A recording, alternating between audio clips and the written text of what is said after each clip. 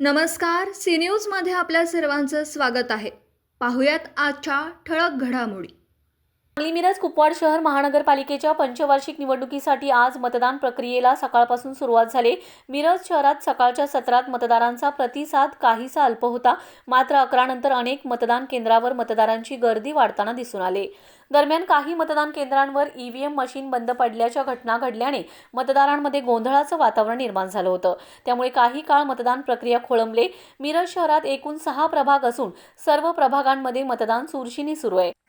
माजी मंत्री व आमदार डॉक्टर सुरेशभाऊ खाडे यांनी अंबाबाई तालीम संस्थेच्या महिला विकास शाळेत आपल्या सुविद्य पत्नी सुमनताई खाडे यांच्यासह मतदानाचा हक्क बजावलाय.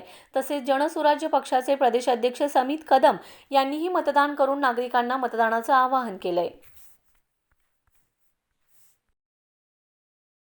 सुरू झालेली आहे. ही प्रक्रिया करत असताना आम्ही सौ आणि मी दोघे आम्ही मतदानाचा हक्क आम्ही बजावला. सर्व जनतेला माझं आव्हान आहे, मतदान हे महत्त्वाचं मतदान, एक मतदान सर्वांना दिलेलं आहे. आपण सर्वांनी तो हक्क बजवावा आणि निश्चित आपली लोकशाही बळकट करण्यासाठी आपलं मतदान आपण करावं, एवढंच मी सगळ्यांना आव्हान करतो. सर्व मतदार बंधूंना, सर्व कार्यकर्त्यांना, सर्वांना माझी विनंती आहे की आपण हे मतदानाची प्रक्रिया होत असताना संध्याकाळी 5 वाजेपर्यंत शांततेनं कुठेही गालबोट लागलं नाही पाहिजे, ह्या दृष्टिकोनातून आपण सर्वांनी मतदान करावं, एवढीच माझी विनंती.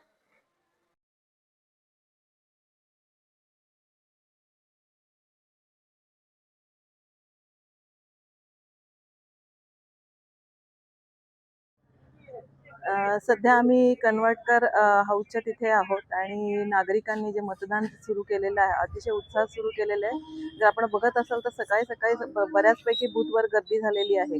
आपला जो पोलीस बंदोबस्त आहे तो अगदी व्यवस्थित लावण्यात आलेला आहे.